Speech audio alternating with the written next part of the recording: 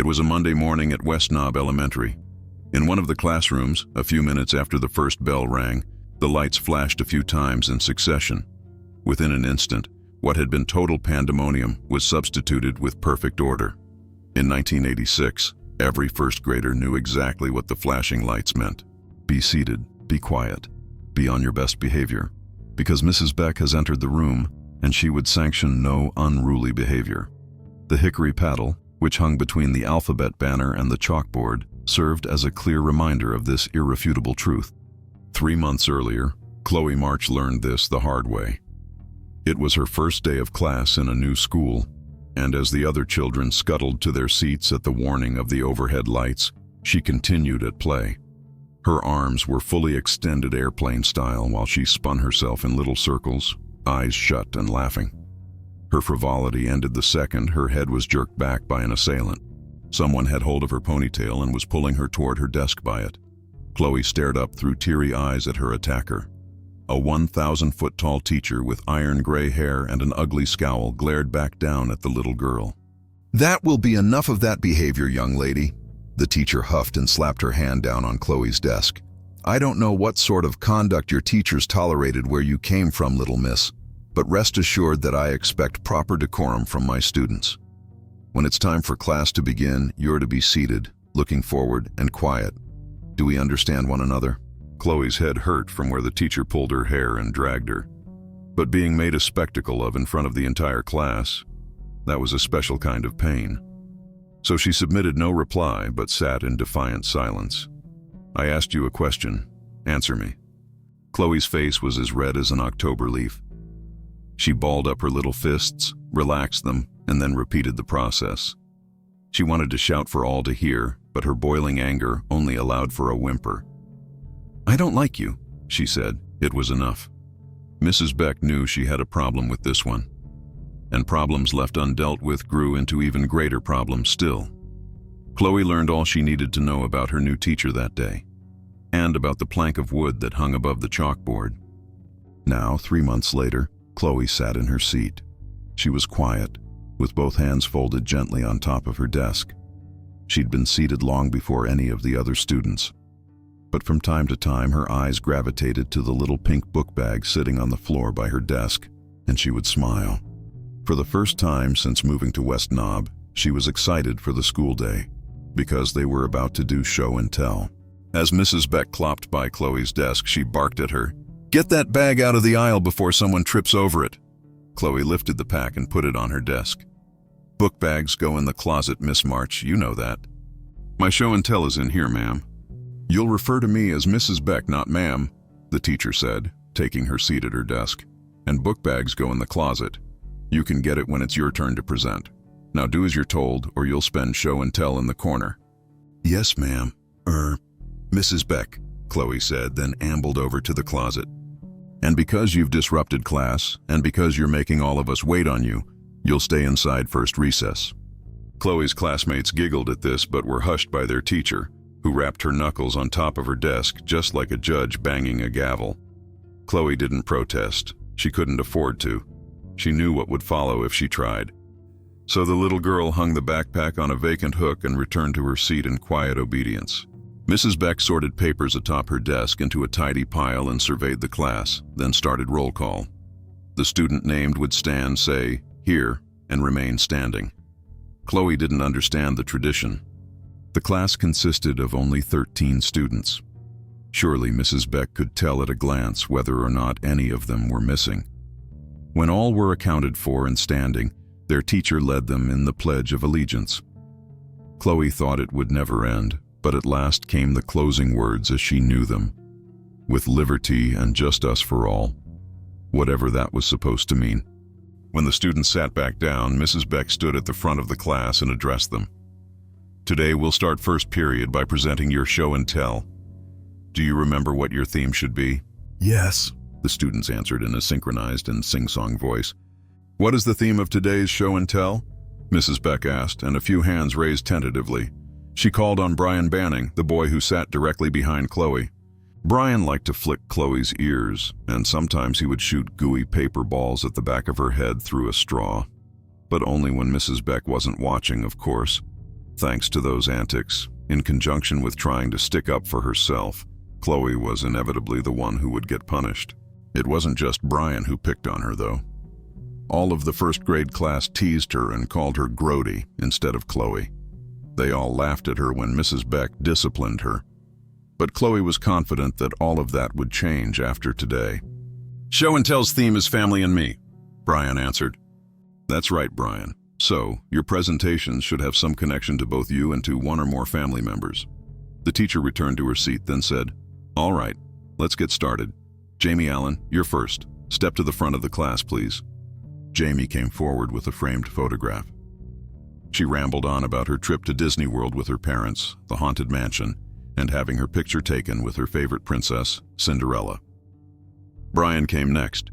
He carried a baseball bat that was almost as long as he was tall. He told all about his trip to Busch Stadium the previous summer with his dad. He bragged about getting to go out onto the field after the game and getting the bat signed by Ozzie Smith, Willie McGee, and a bunch of other people whom Chloe had never heard of. But the rest of the class acted impressed.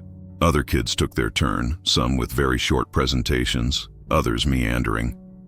Butterflies flittered madly in Chloe's stomach while Tiffany Lewis made her presentation. Chloe would be the next student called, and she could hardly contain her excitement. Tiffany brought pink frosted cupcakes that she and her mom supposedly baked together. They were a smash hit with the class. She took her sweet time walking up and down the aisles, handing one cupcake to each of the students. When she reached Chloe's desk, the last cupcake fell to the floor. "Oops," Tiffany said with a snotty little smile on her face.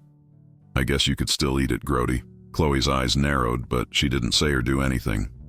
She didn't want Tiffany's dumb cupcake anyway, and she sure didn't want trouble with Mrs. Beck. Not before she had a chance to show and tell. Chloe was the one who was told to clean up the mess, not Tiffany. She worried Mrs. Beck would skip her altogether if she argued or didn't do as she was told. But it was a quick job for her, and she wasted no time retrieving her backpack from the closet when she was called on for her turn.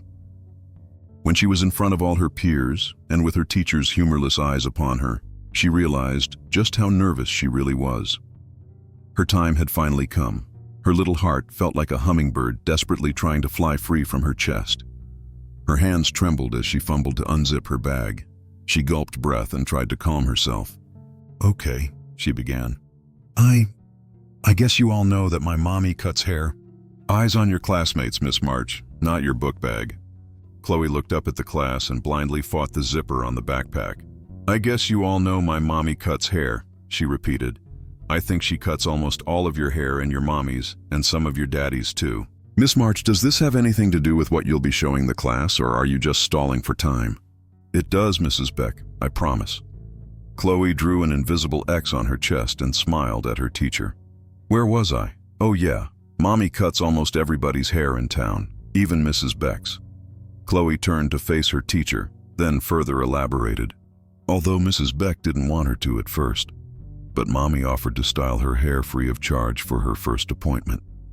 I think she did a really nice job on it too. It looks real pretty. Finally, the zipper cooperated and came open. Chloe continued, "And she's real nice to all of you too, even though you're all very mean at me. Ms. March, you're not going to use today's project as an excuse to speak disparagingly of the class. I won't have it. Now, did you bring something for show and tell or not?" "I did, Mrs. Beck, and I wasn't trying to despair anyone, honest." Chloe turned her attention back to the class. "You all knew Mommy did that, but I bet you didn't know she also collects and reads old books, really old, and she learned to make dollies from one." She pulled out a crude-looking little doll from her book bag. It had a cruel face and iron-gray hair. She held it so the whole class could see. 4 or 5 of the students openly laughed. Tiffany declared it the ugliest doll she'd ever seen, which garnered the laughter of the rest of the class. But Chloe was nonplussed. She held the doll in front of her with both hands and looked at it rather dreamily. "I have lots and lots of them," she said, "but this is my favorite. Her name is Edna." Chloe put a strange emphasis on the name, and Mrs. Beck shot up from her seat so fast that her chair rolled backwards and smashed into the wall. Nobody, not even other faculty, had the audacity to use the teacher's first name. Maybe it was just a coincidence, but more likely not. What little girl names her doll Edna? Your time is up. Put that thing away and take your seat, Miss March. No, Mrs. Beck, Chloe said, self-possessed. The classroom gasped. What did you say to me? I said no, and my time isn't up. Yours is. You mean mean old bitch. It was the first time in Chloe's life that she ever used that word. But in that instant, it reminded her of the taste of warm cinnamon toast on a cold winter morning.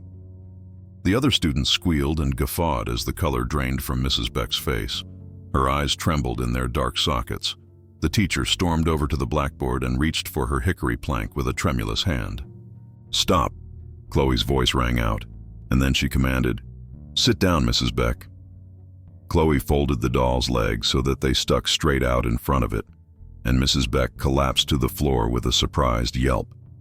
Her own legs were sticking straight out with her toes pointing toward the ceiling. You pulled my hair on my first day of class, Mrs. Beck. Do you remember that, huh? How do you like it then? Chloe pinched the doll's hair between her finger and thumb and allowed it to dangle in midair. Mrs. Beck was lifted from the floor and hung in the air by an unseen force. Both she and the rest of the class shrieked in horror. Her hair stood straight up and was bunched in the middle as if grasped by an invisible fist. The teacher squawked and thrashed about, but to no avail. None of the children left their seats. They were, all of them, petrified as they watched in terror and disbelief the events that transpired. Mrs. Beck's eyes rolled around like a crazed bull's until at last they fluttered shut when she fainted and her head fell limp. Chloe let go of the doll. Both it and her teacher crumpled to the floor. Chloe turned to face her schoolmates. I have lots of dollies, one for all of you at least, so you better be nice to me. With that, Chloe smiled a sweet little smile and said no more. Chloe March showed her teacher and all of her classmates just what she, with her mother's help, was capable of that day. She told them to stop mistreating her or else. They saw, they listened,